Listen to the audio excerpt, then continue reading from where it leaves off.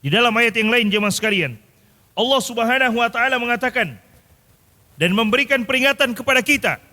Siapa orang yang tidak mau menaati Nabi, Allah berikan dia peringatan dengan ayat ini. Allah katakan, "Falyahdharil ladzina yukhalifuna an amrihi an tusibahum fitnah aw yusibahum adzabun alim." Kepada orang-orang yang suka menyelisihi Nabi Muhammad, ayat ini Allah turunkan kepada kita yang mau menyelisihi Nabi Muhammad.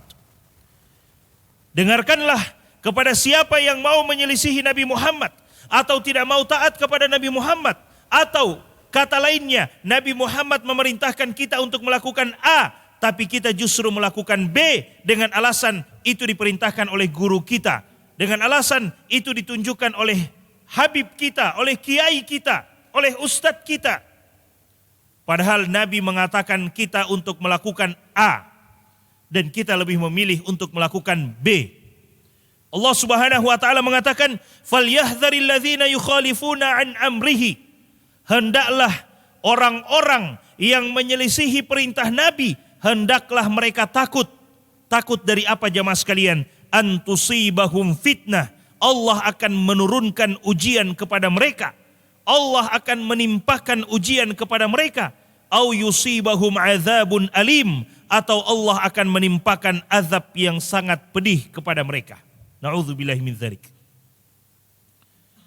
Al-Imam Ahmad rahimahullahu taala, beliau mengatakan ujian yang dimaksudkan di dalam ayat ini adalah asyirku billah, kesyirikan kepada Allah Subhanahu wa taala. Artinya, Allah memberitahukan kepada kita, orang-orang yang suka menyelisihi Nabi Muhammad, mereka akan terjatuh kepada kesyirikan. Imam Ahmad mengatakan fitnah yang dimaksudkan di sini adalah kesyirikan. Orang-orang yang menyelisihi Nabi Muhammad SAW, lambat laun mereka akan terjatuh ke dalam kesyirikan. Karena mereka menyelisihi syariat yang dibawa oleh Nabi Muhammad SAW. Ini ancaman keras jemaah sekalian kepada orang-orang yang menyelisihi Nabi. Kalau bukan mereka terjatuh ke dalam kesyirikan, maka yang kedua kata Allah, au yusibahum adzabun alim, atau mereka akan ditimpa azab yang sangat pedih. Na'udzubillahi min dzalik. Ayat yang lainnya, Allah Subhanahu wa taala berfirman, "Wa may yuti'illaha wa rasulahu faulaika ma'al ladzina an'ama Allahu 'alaihim minan nabiyyin was-siddiqin wasyuhada'i was-salihin wa hasuna ulaika rafiqa."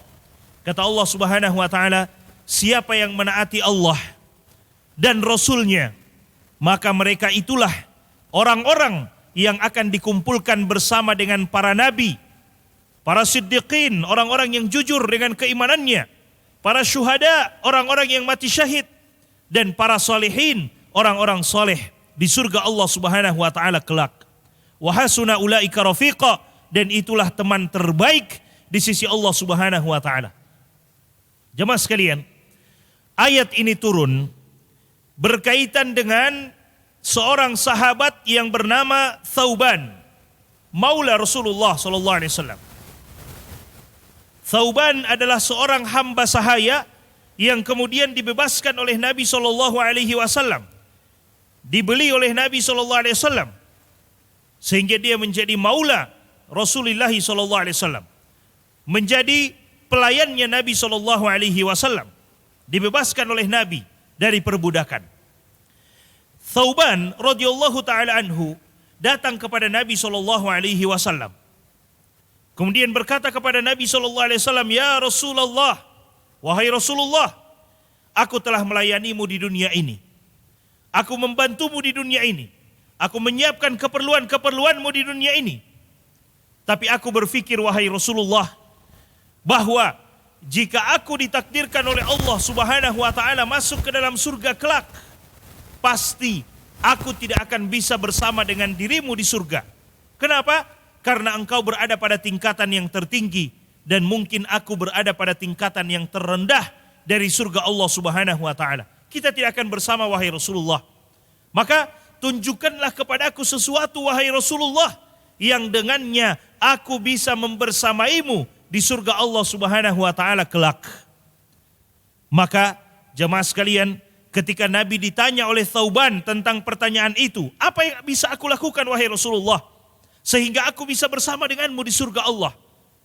Ketika Nabi ditanya tentang perkataan itu, tentang persoalan itu, maka Allah Subhanahu wa taala turunkan firman-Nya, "Wa may yuti'illaha wa rasulah." Siapa yang benar-benar taat kepada Allah dan Rasul-Nya, fa ulaika ma'al ladzina an'ama Allahu 'alaihim, maka merekalah orang-orang yang akan Allah kumpulkan bersama dengan orang yang telah Allah berikan kenikmatan kepada mereka. Siapa mereka? Minan nabiyyin, dari kalangan para nabi, wasiddiqin, dari kalangan orang-orang yang jujur dengan keimanannya, wasyuhada, orang-orang yang mati syahid, wassalihin, dan orang-orang yang soleh, wahasuna ulaika rafiqa, dan merekalah teman-teman terbaik di surga Allah Subhanahu wa taala kelak.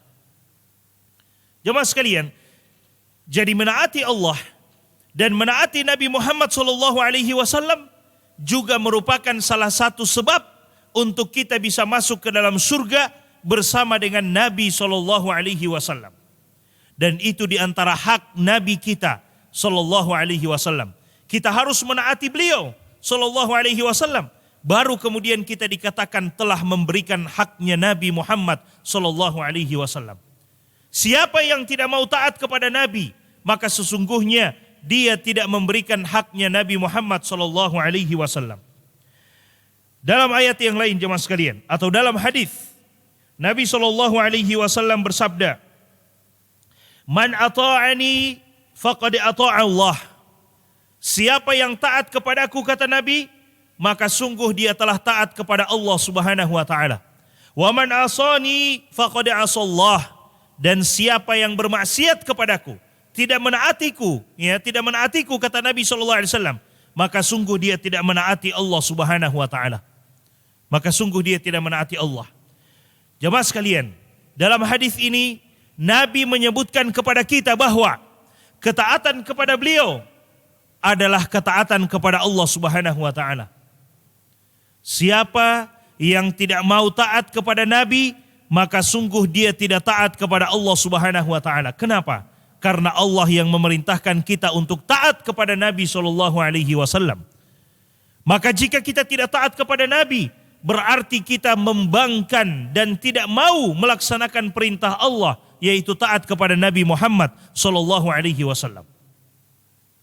Bagaimana taat kepada Nabi?